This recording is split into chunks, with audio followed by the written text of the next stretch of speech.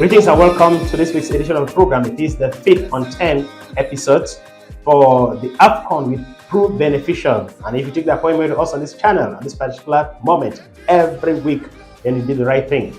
And we're going straight away to Cameroon because this past week there was a lot of noise in town. First of all, I want to find out from Raymond Olume, whom I'm welcoming in this program, what he thinks about what Cameroon is up to. So I just say, greetings, Raymond, and welcome to the program.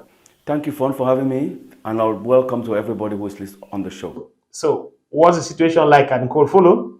Well, everybody is hooked up to the program. Everybody is anxiously waiting for when the AFCON has to start. Anyway, just tell them that we are aware of the fact that, according to the rules and regulations, CAF has asked that each and every participating country makes available the 55 names that are pre-selected for the African Cup of Nations, latest the 14th of December. It's been done already, but we are not going to come to that. We're waiting for the 3rd of January when the list of 27 will be made public. So no comment on AFCON with Prudential. But for now, question just also obvious. What is the news in town about Cameroon's national football team? Well, the news in town about the Cameroon national team is that Coach Rigobert Song has already forwarded the list of players who he thinks are going to be in the pool eligible for the AFCON. Just that we have notable injuries, which we don't yet know whether they will be eligible for the list or for the final list on the 3rd of January. You have Ignatius Ganago, who recently had to undergo surgery on the leg, and he's possibly out for the rest of the season. I mean, he had an anterior cruciate ligament injury. We have Brian Bemo, who that's the cry of every Cameroonian today who was in or who is in top form with his club, Brentford, who kickstarted Cameroon's qualification in Garoua.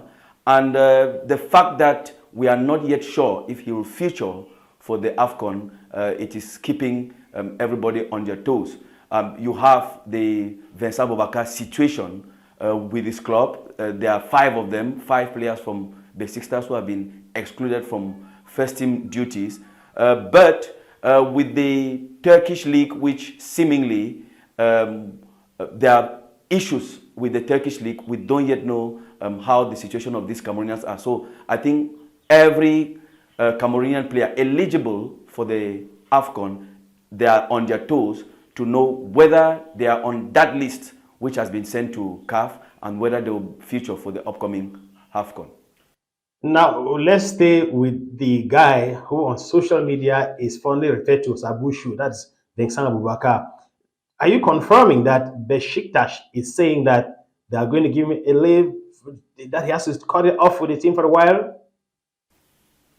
Well, not that he's going to be excluded from first team duties, just that UEFA has its set rules with the clubs which are under its tutelage, that even if you exclude a player from first team duties, so long as he was a first team player, he has to undergo training like a first team player. For Bakar Vincent, I don't think that we have anything to worry about. We are just some weeks away from the AFCON. This is the highest goal scorer, AFCON 2021 in Cameroon. So for sure, everybody expects Abubakar to be in that list. I don't think a lack of 3 weeks training will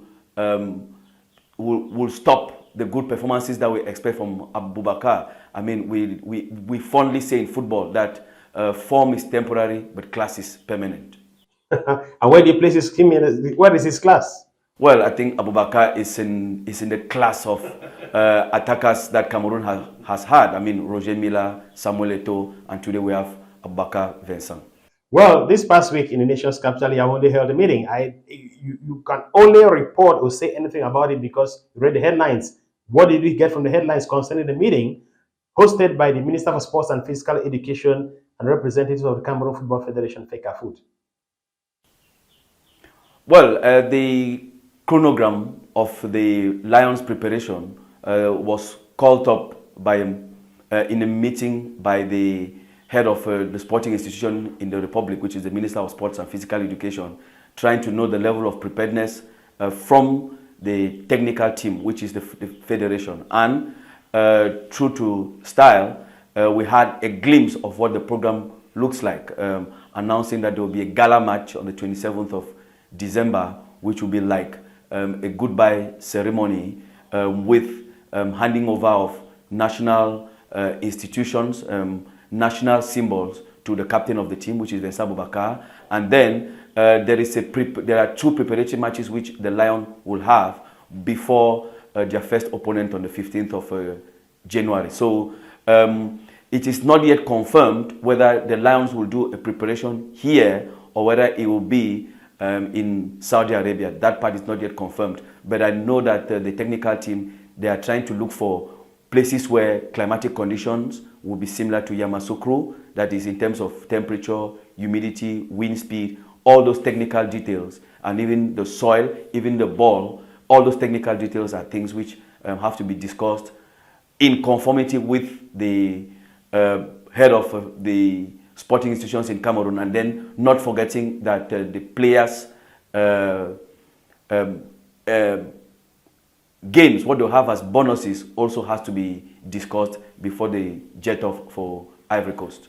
Thanks so very much, Raymond. You're giving us what you got from the headlines. Shortly, we'll be receiving Christian Mbala Mekongo, who sat in throughout the meeting, and he's going to give us some of the things that probably will not carry in the headlines. Thanks so very much. And I'm going to ease you out of this participation, this contribution on the program, with the Vox Popular, which has already been Vox Day of Cameroonians and Côte d'Ivoire, how to look forward to the African Nations Cup coming up in that country.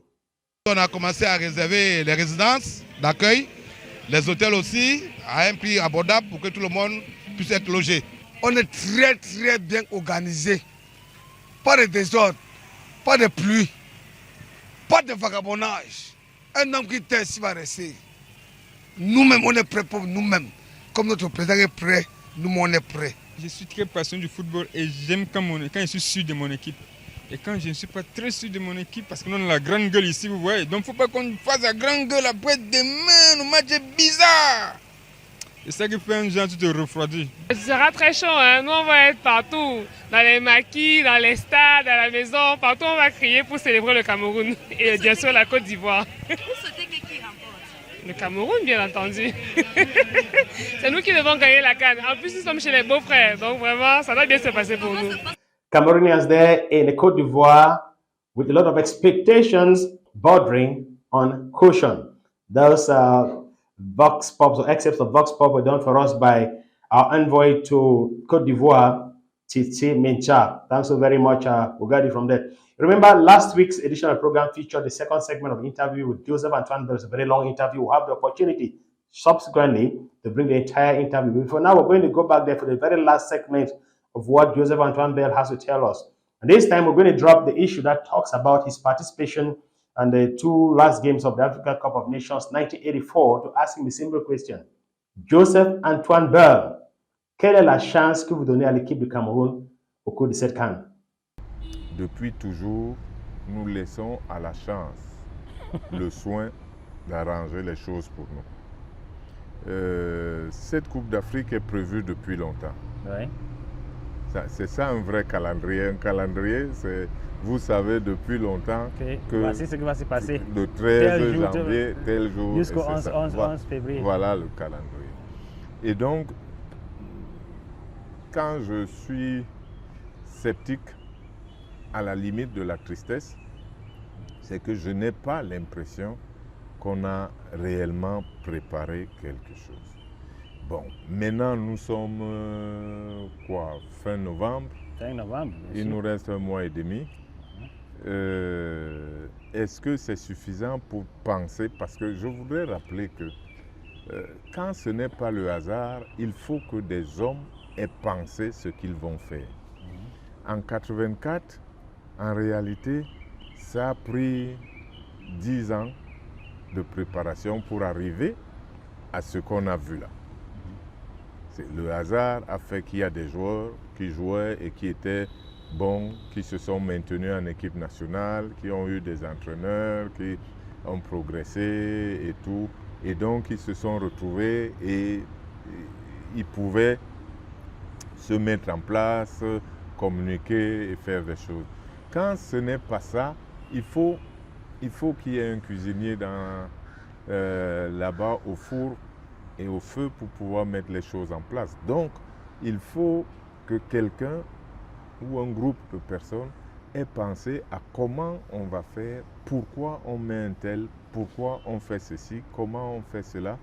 Parce que le résultat du match n'est pas la juxtaposition des joueurs, c'est la combinaison des joueurs. Ça veut dire que, j'ai dit tout à l'heure, on a éliminé l'Algérie, mais en réalité, ils étaient meilleurs que nous. Okay. Ils étaient une meilleure équipe que nous. Ils avaient de meilleurs joueurs que nous, mais on a réussi un résultat d'ensemble qui les a éliminés. Bon, parce que ensemble, nous avons pu produire quelque chose qui les a vraiment contrariés dans le jeu et avec un peu de chance. Bon. Donc, je crois que je ne suis pas sûr que quand vous comparez à 84, or, je regarde, il n'y a personne qui a 10 ans d'équipe nationale. Je ne crois pas. En tout cas, s'il y en a, ils ne sont pas nombreux. Il y a Aboubakar, bien sûr, tout seul. Bon. Donc, il n'y en a pas beaucoup. Et comme la plupart d'entre eux ne jouent pas ici, ou même n'ont presque jamais joué ici, ça veut dire qu'ils n'ont pas forcément les mêmes rapports qu'avaient les joueurs de 84. Maintenant, est-ce que l'encadrement est armé pour penser à leur place et penser à combler ce qui manquerait? Je ne suis pas sûr. Okay. Bon, donc, ça fait que je ne peux pas dire, en dehors de mon souhait, que j'ai annoncé aux Ivoiriens, Okay. c'est très bien, on vient pour faire comme il y a 40 ans.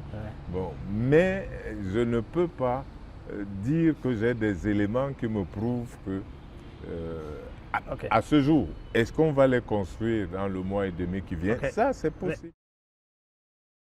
Alors, vous n'avez pas été très clair sur ce que vous pensez être les chances de Lyon, mais on estime qu'il va falloir que le Cameroun travaille dur pour éviter cet exploit d'il y a 40 ans.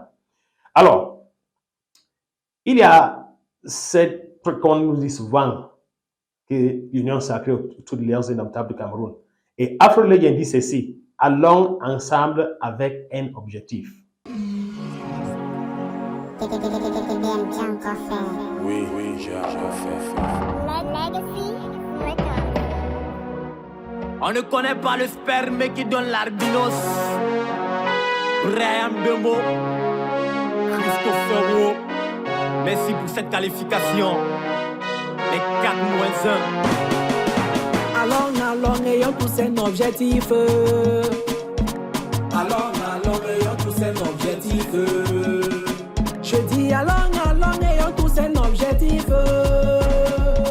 Allons, ayons tous un objectif.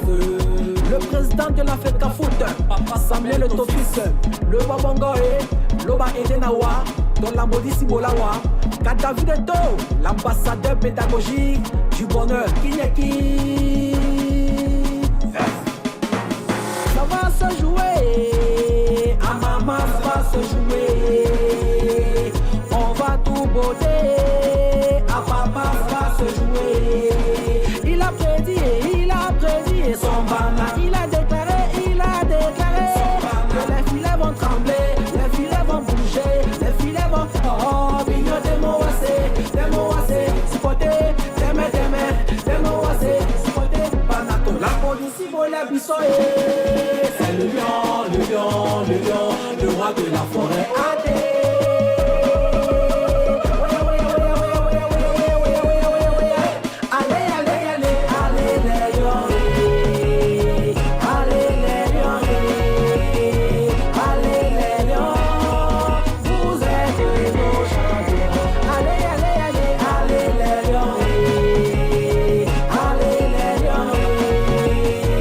Allez les lions,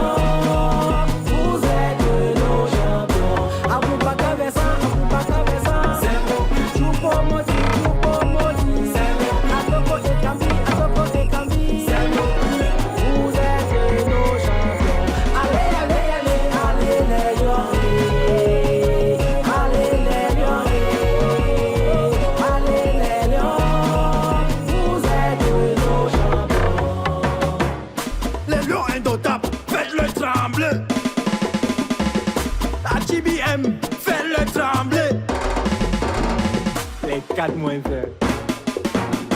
On n'est pas là pour jouer, nos adversaires vont se plier et nous on va les brutaliser. Est-ce que tu connais, tu ne connais pas mon ami, c'est pas le jeu. Avec les lois incontables, le continent est toujours stable. Nous on va la canne comme des stars dans le cas qui part. Nos adversaires vont trembler comme Aïcha trembler. Hey, la Côte d'Ivoire, vous allez nous voir arriver avec nos voiles pour vous emballer, vous déballer comme le coupé décalé. J'ai pas besoin de te dire mon ami, toi-même tu le sais. Aboubaka, Vincent, Zambo, Anguille, Sano ou Tolo. Ils s'en vont pour gâcher, ils s'en vont pour tuer, ils s'en vont pour massacrer ces petits qui disent qu'ils jouent au ballon. Comme ils se prennent pour des footballeurs, on va les mettre dans la sauce, on va les donner un ganou. Allez, allez, allez, allez, les lions, allez, les lions, allez, les lions, vous êtes nos champions. Allez, allez, allez, allez, les lions, allez, les lions, allez, les lions, vous êtes nos champions. Aboubaka Vincent, Choupo Modi, Atoko et Kambi, vous êtes nos champions. Allez, allez, allez, allez, les lions, allez, les lions, allez, les lions, vous êtes nos champions. Ils voulaient grimper, ils sont calés. Ils voulaient grimper, ils sont calés. Doma Weyana, Doma Weyana, comme ça. Doma Weyana, comme ça. On vend le bas pour Mac comme ça. On vend le bas pour Mac comme ça. On soudait, on jong, on soudait, on jong. Allez, allez, allez, allez, les lions, allez, les lions, allez, les lions, vous êtes nos champions. Merci à toi, André Onana.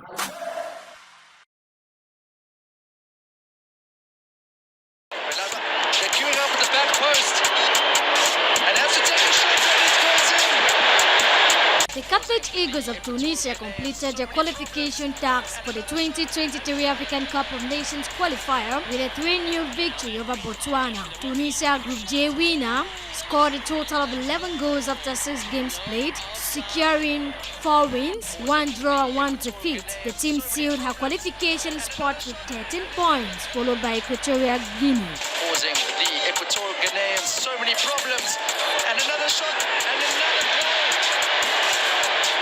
And now Mercury forgets with it once again. He could shot. Oh, that was a second, and that's a goal.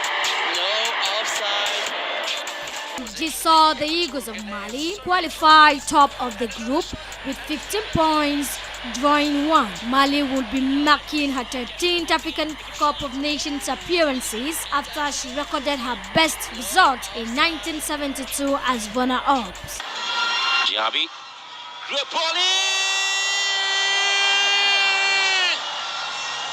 How about that? Again, the Brave Warriors of Namibia secured the second spot in Group C with 5 points behind Team Cameroon to qualify for the 2023 African Cup of Nations in Ivory Coast coming January to February 2024 after her 3-2 win over Kenya. Over to Group K, which comprised of Morocco, South Africa, Liberia and Zimbabwe. Bafana of South Africa sealed a spot in the upcoming African Cup of Nations in 2024 with 7 points, scoring 7 goals after 2 wins, 1 draw and 1 defeat. Taken short.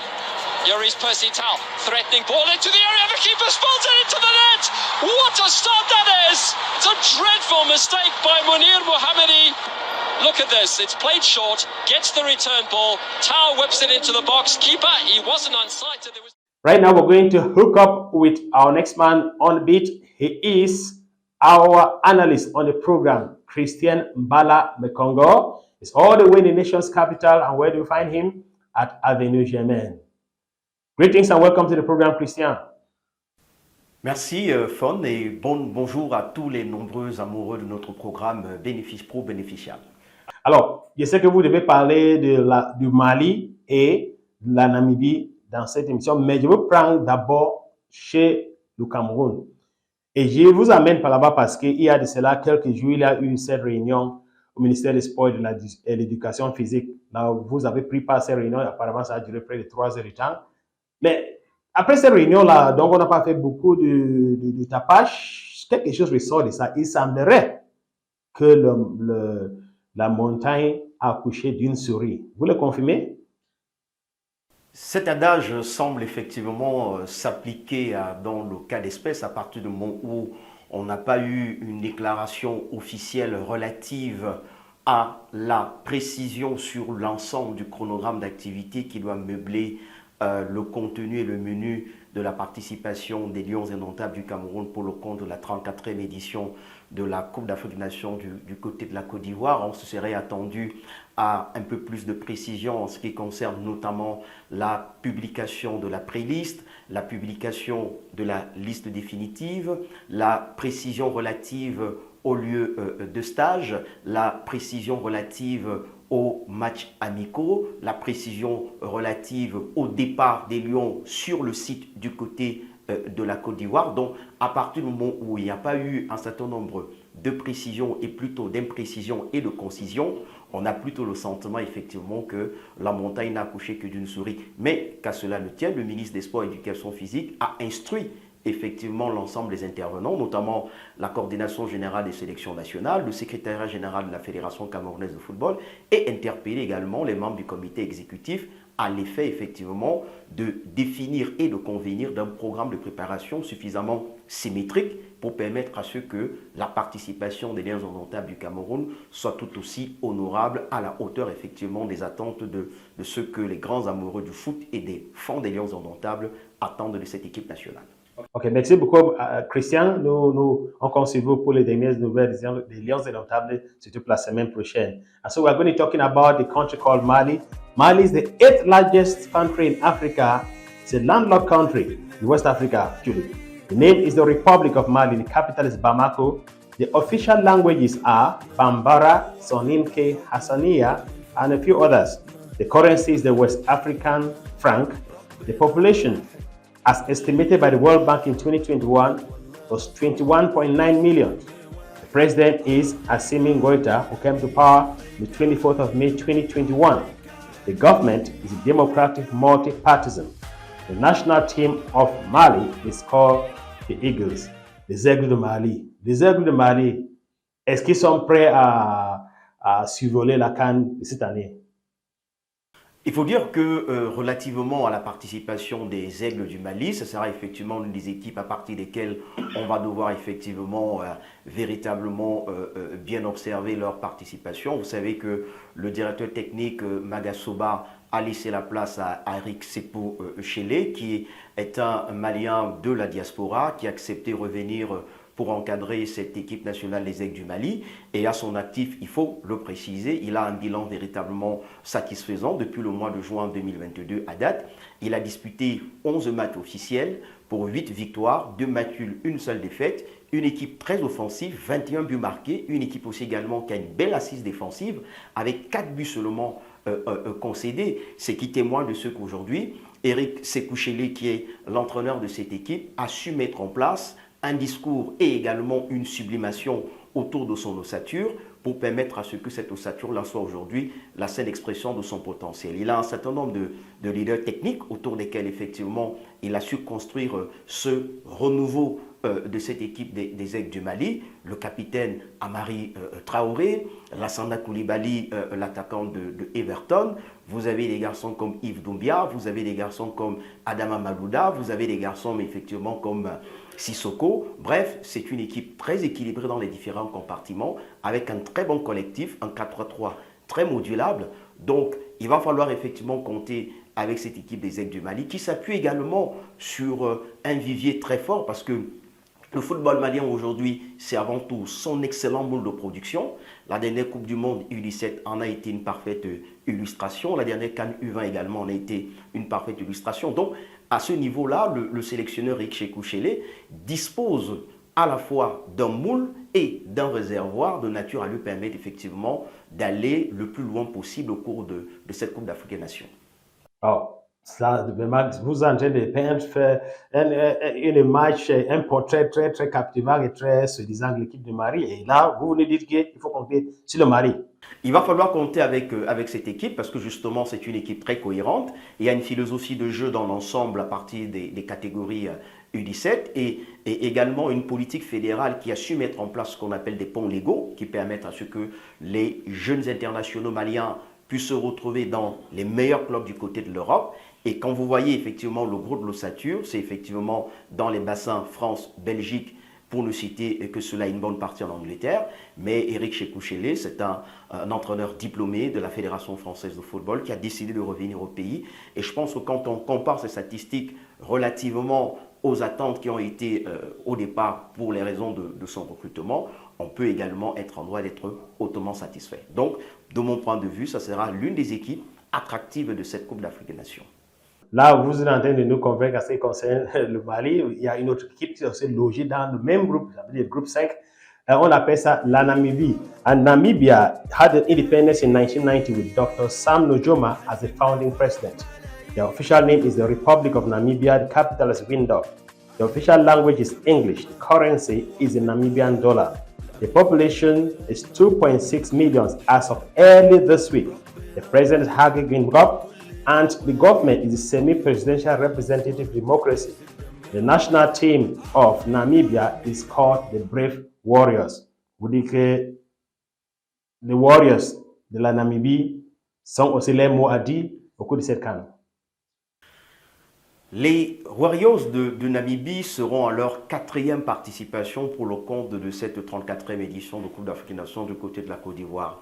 Après 1998, 2008 du côté du Ghana, 2019 du côté de l'Égypte, 2023 disputé en 2024 du côté de la Côte d'Ivoire, cette équipe de Namibie sera pour sa 4e participation. Il faut relever fort à propos que cette équipe a su obtenir son ticket de qualification dans la poule du Cameroun en obtenant 4 points sur 6 par devant les Lions indomptables, un but partout au stade Amadou Ahidjo, 2-1 du côté de l'Afrique du Sud. Donc c'est une équipe qui s'appuie sur un très bon collectif. Le sélectionneur Collins Benjamin avec un certain nombre de cas techniques, Katembi, Chilongo, pour ne citer que cela, c'est un véritable collectif parce que le gros de l'ossature de cette équipe s'appuie sur des joueurs qui évoluent dans le championnat local avec quelques internationaux qui, en Afrique du Sud et pour d'autres en Zambie. Donc c'est une équipe véritablement très assidue dans les plans de jeu,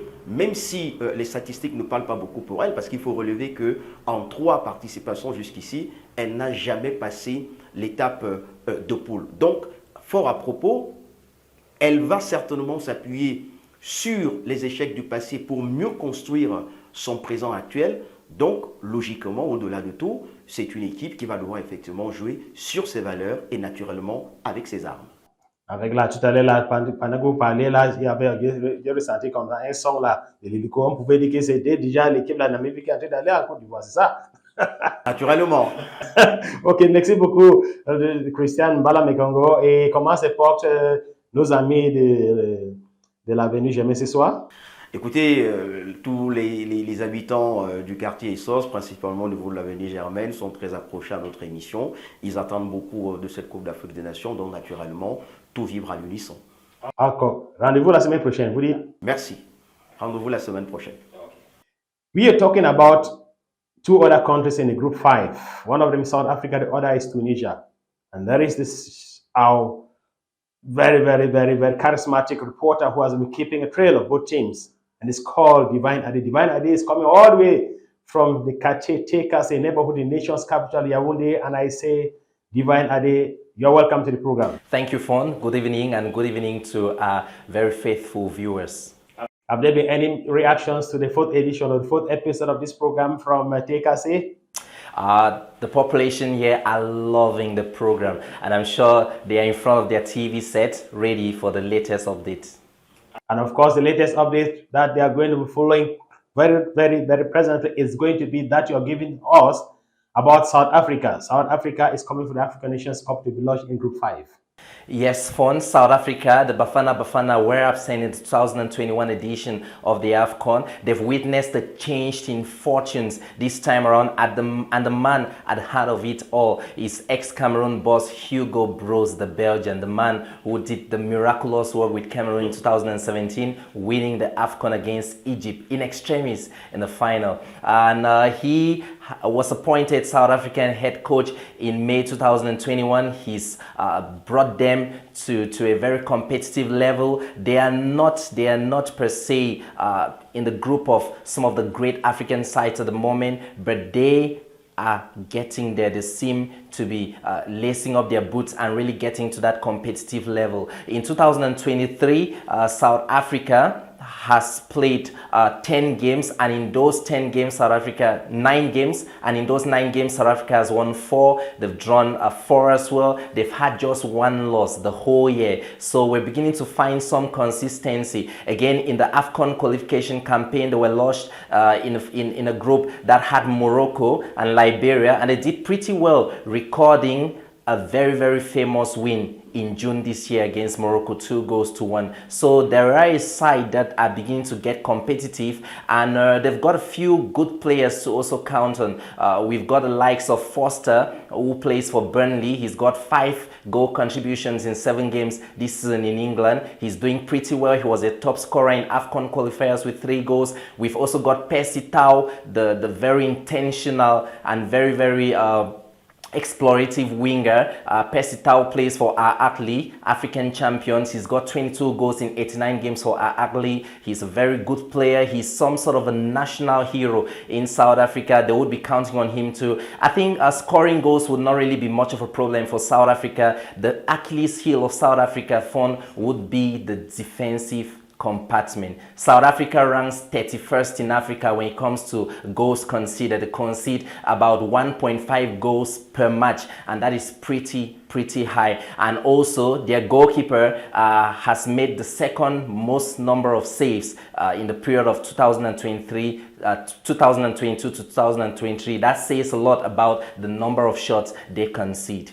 Wow, that tells me something. Now you just said something about 1.5 goals per match to make it better understood by viewers out there. It means that it's concede 3 goals in every 2 matches.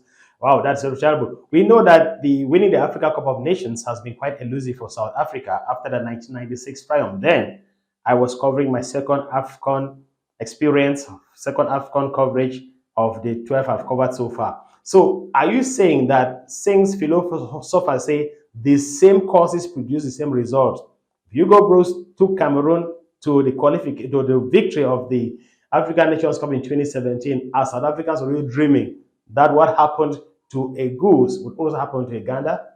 Well, it is possible, as in football, no one can be written off. And Hugo Broos, some may put their money on him because he's not your ordinary kind of coach. He is very inventive. He likes to try out new things. We saw him with Cameroon 2017, trying out Nzip Tambe high up the line. He likes to defend right from the front of the attack, and he likes to keep it very compact. That's why I'm a little bit worried, because the team's defensive record is not really reflective of Hugo Broos. But hopefully from a South African perspective, they're going to be in shape come January in Ivory Coast.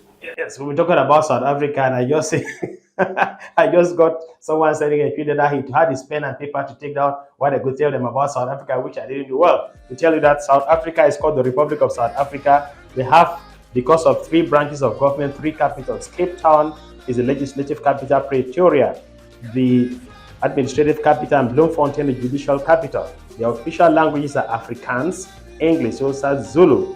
That the South African rand is their currency, issued by the South African Reserve Bank. The population is approximately 60 million. That was far back as 2021. The president is Cyril Ramaphosa. The government is a constitutional democracy. I was talking about the Bafana. Let me just say, marking, I don't know, what on 10? What expectation in terms of performance do you give them on 10? 6.5.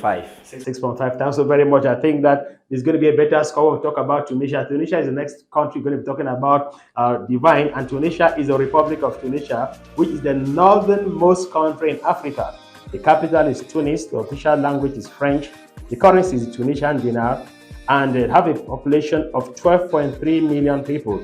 The president is Kais Saied, and he's the seventh president who came to power on the 23rd of October 2019. The government is a unitary semi-presidential representative democracy republic with the president as the head of state, the prime minister as head of government, and a unicameral legislature. And government, in fact, some interest for you to know that is being influenced by the French civil law. The national team of Tunisia is called the Eagles of Carthage. The Eagles of Carthage they probably have an ambition based on their past performances in the history of the game. Yes, Fon, they were champions in 2004. There's a lot of expectations this time around. They are being led by a national Jalil Kadri. He took over in January 2022. He saw them to the World Cup in Qatar. And in Qatar, they did pretty well in a group with two European teams, Denmark and France, scoring 4 points and famously beating the French. So there are a lot of expectations around Tunisia this time around. If we're looking at their record in 2023, they've played 10 games, they've won 6. So that gives them a win rate of 60% leading up to the AFCON in January in Ivory Coast. They've scored 12 goals this year as well. They've conceded 9, which is quite, we could say, decent. And equally, if we're looking at players that could lead Tunisia are not a kind of side that boasts an Osimhen, a Samuel Eto'o, that sort of name, but they are a hard-working bunch. They're a hard-working bunch with still decent players in and around Europe. They've got Laiduni, who's registered 3 assists with Union Berlin this season. They've also got Msakni, who plays in the Qatar Super League. He's got 5 goals this season. They've got pretty decent players around who know their way. So Tunisia, for me, what stands out when talking about Tunisia is the group, the block. There's some sort of a team that you never really can know what to expect. And the funny thing with Tunisia is that when talking about favorites, you hardly get a pundit cite Tunisia, but they are there. They are there. They're doing a pretty great job. We saw them in the World Cup, and there's a lot of expectation around them this time around. Wow, thanks so very much. Those facts and figures of the Tunisian side. There's something you've said that's very educative. You insist that is a team that plays as a group because football is a team sport. And now you just said a while ago about the team from South Africa. You gave them 6/10 in terms of expectations or the odds before the African Nations Cup finals. What do you give Tunisia? I'll give Tunisia a 7.5. I think they could make a really compact block. They should get out of their group. And when it comes to knockout football, what matters most is compatibility. Jose Mourinho will tell you that. And also, Divine Adu will tell you that on this program. Let me ask you something. Do you like a t-shirt? Yes, I do. Yes, I do. And a shout out to our sponsors, Prudential, the best. Okay, now, so what we are saying is, as we just said already, is that there are insurance companies in Cameroon and there is prudential beneficial. What's the difference between prudential and others is that where the others land, that is where prudential takes off. Now, if you want to find out what I mean by all of that, I'm putting on the tire. And believe in it, this is right here. I'm not the only one talking about it. All the others have talked about it. There is also this mega star in music called Stanley Eno, who is talking about it. Because it seems to say that what constitutes the imagination of a point is a point about imagination. And I'm coming back after this.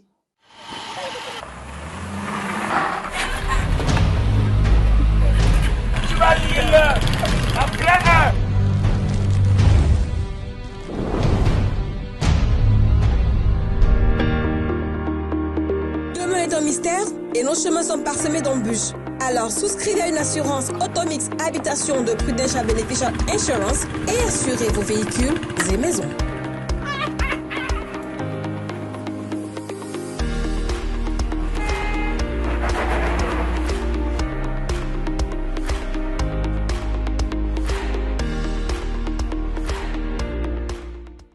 Stanley Eno, it's as incisive as it can be. We announced it last week that it was going to be at the Movenpick Hotel in Marrakesh on the 11th of December, and so it came to pass. It was a night unlike others this past year in African football. It was a night during which the best of the best received their accolades. And Sonita Ngunyi, you said there was a reason to take down short notes. The player of the year of 2023, the most in terms of the votes that has been cast, is also from the beautiful country, Victor Osimhen. After an outstanding season with Napoli, taking the team to win their first ever Series A title after 30 years, Victor Osimhen takes over Sadio Mane as winner of the 2023 CAF Men Player of the Year. Good evening, ladies and gentlemen. First of all, I want to say thank you, God, for everything. Special thanks goes to Mr. Emmanuel Amunike. Without him, I don't think I will be standing in front of you guys. I don't think I'll be standing in front of you guys holding one of the most prestigious awards in world football. It's a dream come true for me. I want to thank everyone that has seen me through life's journey. Winning the 2022 Player of the Year, Oshoala maintains the title as she is crowned winner of the 2023 CAF Award Player of the Year in the women category. The Barcelonian Nigeria forward has won the title 6 times. The Nigerians dominate the award as Chiamaka Nandozie equally won the Goalkeeper of the Year in terms of the women category, and Yassine Bonu from Morocco after a fantastic performance at the 2022 World Cup in terms of the male category. Nigerians equally won the National Team of the Year for the women category and Morocco in terms of the male category. Lamine Camara from Senegal backed home with a Young Player of the Year in terms of the men category. And at the level of the interclubs, Player of the Year, Percy Tau from South Africa was decorated with the award. Despite several appraisers from some categories of the award, others brought mixed feelings among Cameroonians. It's an interesting award because we look at the performance of everybody. I believe that everybody would have been able to win that particular award in terms of the male, female category, young player, and even the national teams. Everybody performed well. Talking about the male player of the year, I had always tipped Victor Osimhen to pick up the award because of his performance he had with Napoli, taking Napoli to their first title in more than 30-something years. And Napoli had never won the title as far as the Italian Serie A is concerned, but with his number of goals that he had, he was able for Napoli to clinch the title. So to me, looking at the top three, yes, Mohamed Salah performed well. Yes, Hakimi performed well, but if you look at Hakimi's performance in terms of the overall career, definitely we have to give it to Victor Osimhen. So to me, it was merited because I knew that Osimhen will pick up the awards in the male category. Female category too, I had no surprises there because I had tipped Oshoala to pick up the award equally with her performance that she had. Remember that FC Barcelona women's team picked up the treble last season. If you look at the performance equally of Bonmanti, who went on to win the World Cup with her side in Spain, the Barcelona side had a very, very terrific season as a whole. So in terms of the male category and the female category, I had no surprises there. The only problem that to me I had was the issue of the club of the year. Will Victor Osimhen, Oshoala, all from Nigeria be able to keep the title? The 2024 CAF Awards next year will determine. Thanks so very much, Sonita. We expect to see you tomorrow. The next program is Very Bright Colors, or New Brighter Colors. Thanks so very much. Now, you say that there was this royal couple that came all the way from Nigeria. There was Osimhen, and of course, there was Assisat. C'est depuis la première édition de cette émission qu'on reçoit notre envoyé spécial qui est en Côte d'Ivoire. Elle s'appelle Cathy Minsa. Je préfère l'appeler Titi. Titi nous a fait voyager un peu en Côte d'Ivoire. Aujourd'hui, elle nous amène au stade principal. On appelle ça stade Alassane Dramane Ouattara à Epimbe.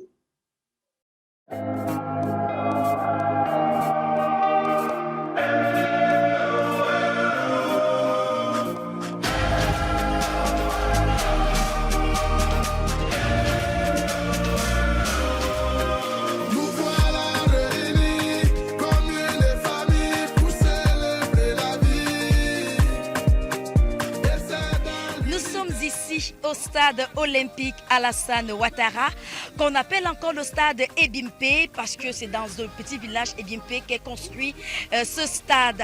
C'est dans ce stade que les équipes du groupe A vont devoir s'affronter. Côte d'Ivoire, Guinée-Bissau, Guinée équatoriale et le Nigeria. Je rappelle que ce stade a une capacité d'accueil de 60 000 places. On va donc tout simplement suivre les pas pour pouvoir regarder ce qui se cache à l'intérieur. Suivez-moi pour la visite.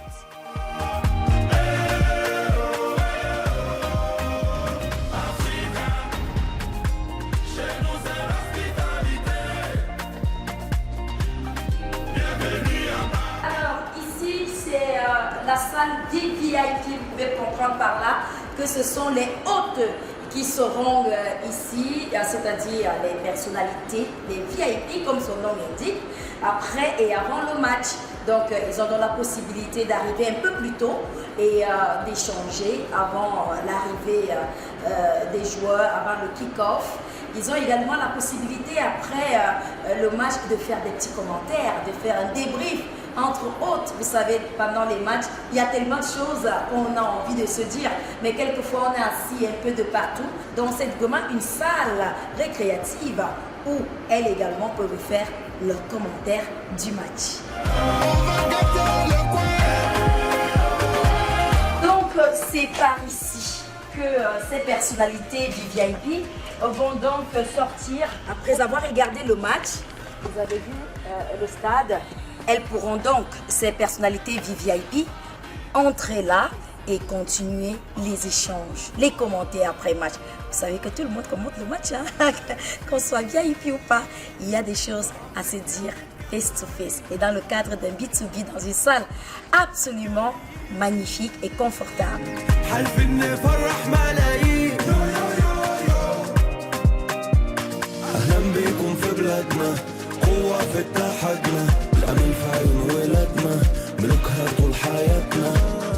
Alors, vous allez constater que les chaises de VIP sont absolument à la hauteur des invités qui seront assis ici.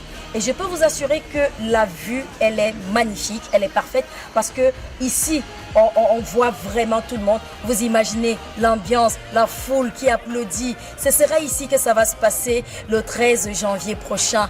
Et que dire de la cérémonie officielle qui va cristalliser le monde entier parce qu'effectivement, on sera tous là, que ce soit présentement ou même au-delà de nos écrans, on pourra regarder. Donc on sera tous présents pour vivre en direct de ce stade la cérémonie officielle de la 34e édition de la Coupe d'Afrique des Nations. Bienvenue en Côte d'Ivoire, pays hospitalier. Nous on connaît pas par là, on connaît amusément. On sait chanter, danser. Voilà, là nous allons monter au 3e niveau parce qu'on rappelle que le stade olympique Alassane Ouattara dit Ebimbe est à 3 niveaux. On sort du 2e niveau. Là nous allons aller au 3e niveau pour voir comment ça se présente. Avant de venir laisser votre poussière à l'avant. Nous sommes ici dans la loge présidentielle et dès cet instant, tout s'arrête. Parce que franchement, je me sens bien. Je me sens véritablement présidentielle. En tout cas, c'est ici que le président de l'État de Côte d'Ivoire, M. Alassane Ouattara, présidera justement la cérémonie d'ouverture de cette 34e édition. Pas dans la salle, parce que c'est là, juste en face. Venez visiter notre plateau.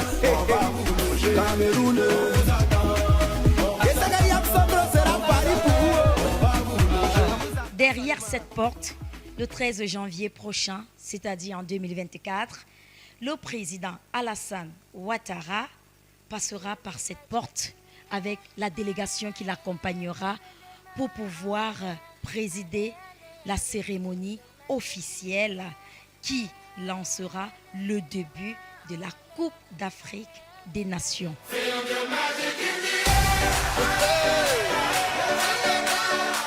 Alors, voici les différents fauteuils où vont s'installer le président et toute sa suite.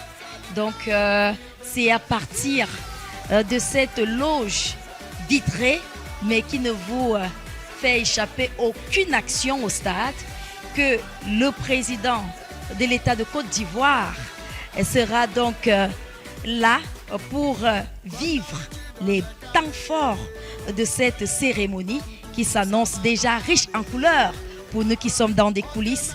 Voilà donc la loge présidentielle. Donc précisément, eux, ils ne sortent pas du stade, ils ne vont pas au niveau de la pelouse, ils sont donc dans cette belle salle somptueuse vitrée et ensuite ils pourront donc retrouver la salle après le match. Voilà, je pense que vous savez un peu plus en ce qui concerne la loge présidentielle.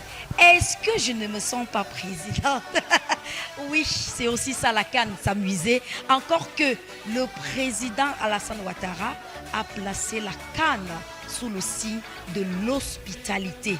L'hospitalité, et ça se ressent déjà. On se sent vraiment bien ici en Côte d'Ivoire.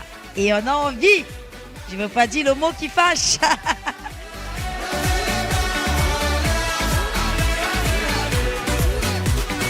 Ici, nous sommes dans la loge hospitalité. Et quand je dis hospitalité, permettez que je sois en mode hospitalité. Le plus important à savoir concernant cette loge, c'est que les entreprises qui souhaiteraient vivre la CAN autrement pourraient donc consigner cette loge pour être avec leur hôte. Donc la loge hospitalité, c'est cette loge qui permet aux entreprises de pouvoir se retrouver avec leur personnel restreint. Vous avez donc la loge hospitalité qui est mise en vente et que vous pourriez donc consigner pour pouvoir être avec les vôtres durant cette Coupe d'Afrique des Nations. Alors cette salle, elle est réservée aux sponsors et partenaires de la CAF.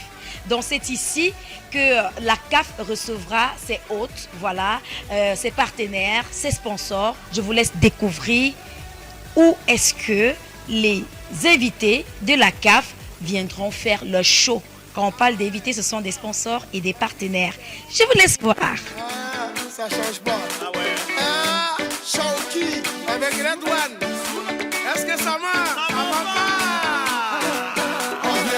Alors là, je suis assise dans un espace catégorie 2 parce qu'il faut rappeler qu'ici, au stade olympique Alassane Ouattara, il y a 3 catégories. Donc pour tous ceux qui viendront regarder les matchs, sachez que tout le monde peut accéder au stade. On va tous se retrouver ici pour vivre les temps forts du football africain. Moi, je suis déjà prête et quoi qu'il fasse nuit, je peux vous assurer que je suis bien installée pour déjà regarder tous les matchs qui vont se dérouler dans ce stade. Je suis Cathy Minta, je suis ravie d'avoir été les vôtres.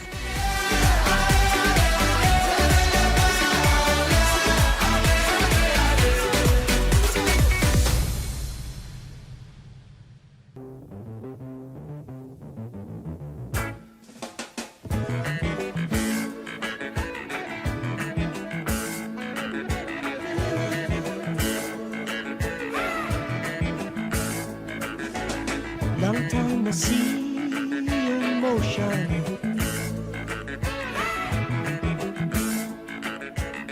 Let's make a firm devotion.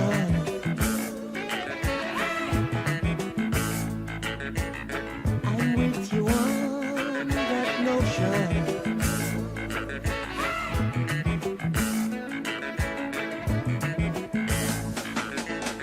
Long time no see you smile. Juste avant ton reportage, c'est stade, Titi, tu nous as dit que tu as eu la possibilité de rencontrer Madame l'ambassadrice Yvette Marie Koloko, l'ambassadrice de Cameroun en Côte d'Ivoire. C'était à l'occasion de la célébration de la fête annuelle pour le RDPC. Alors, tu as eu la possibilité de causer avec Madame l'ambassadeur. On retient Madame l'ambassadeur comme invitée pour cette semaine. La section RDPC de Côte d'Ivoire est extrêmement dynamique et elle travaille à la cohésion non seulement du parti, mais surtout des Camerounais de Côte d'Ivoire et de notre juridiction en général. Donc nous célébrons de façon systématique le 6 novembre et nous le mettons davantage sous le signe des retrouvailles de la communauté camerounaise. Parce qu'on célèbre le président de la République, qui n'est pas président du RDPC, il est président de l'ensemble des Camerounais et nous plaçons toujours les célébrations sous le signe des retrouvailles de l'ensemble de la famille camerounaise.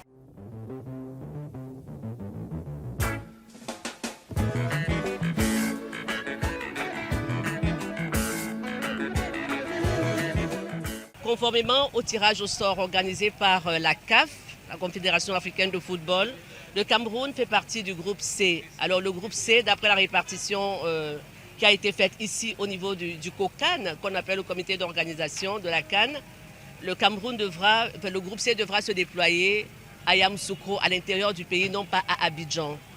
Donc le Cameroun aura 3 premiers matchs à jouer, dont le premier sera le 15 à Yamoussoukro, le second le 18 à Yamoussoukro et le troisième ce sera le 23 janvier à Bouaké.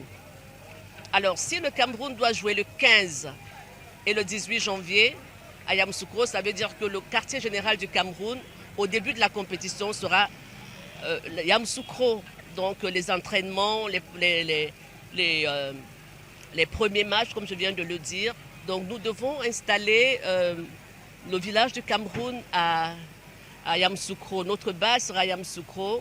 Et d'après le COCA, nous devons avoir 2 espaces. Donc, le premier, c'est ce qu'on appelle les fan zones. Ça, c'est une terminologie de la CAF.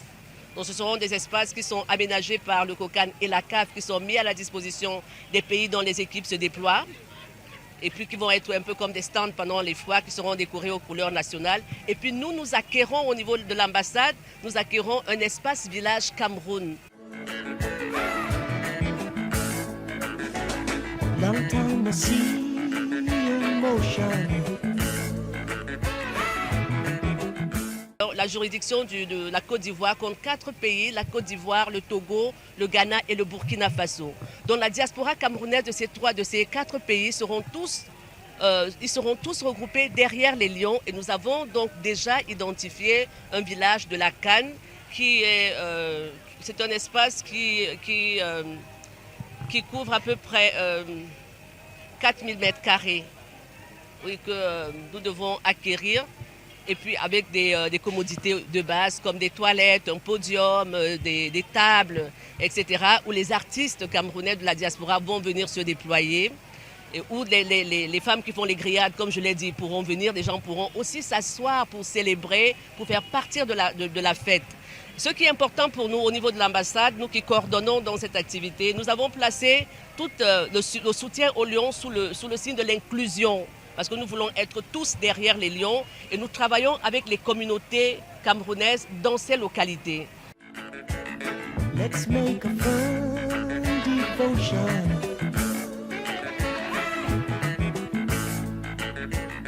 I'm with you all. Donc nous avons commencé déjà à organiser la communauté camerounaise de Yamoussoukro. Nous savons que la diaspora camerounaise en Côte d'Ivoire est d'à peu près 30 000 âmes, nous sommes quand même nombreux, donc 90 vivent à Abidjan. Ça veut dire que nous aurons aussi à louer des bus pour renforcer les effectifs à Yamoussoukro. Donc ça rentre dans notre programme d'action. Nous avons commencé déjà et nous saluons aussi les efforts du gouvernement hôte, le gouvernement ivoirien, qui a le devoir d'assurer la sécurité de toutes les équipes qui se déploieront en Côte d'Ivoire, qui ont déjà affecté à chaque pays des équipes de sécurité qui sécurisent les espaces que nous acquérons qui sont comme des villages Cameroun, des fan zones Cameroun. Thank you very much, Madam Ambassador. We are being told that you are putting together the required force and energy to be able to come out with that village for the lions, as you said. We shall be having the pictures coming all the way from the thanks to you and the embassy there in Côte d'Ivoire. I've just been reminded by the producer, Ulrich Sono, and our overall coordinator in technical affairs, Ambrose Sono, that time is no longer with us. And effectively, right, that's why we've dropped the very, very last page that we usually have on this program. I'll give an appointment for next week. That will be edition number 6 of AFCON with Pro Beneficial. Bye-bye.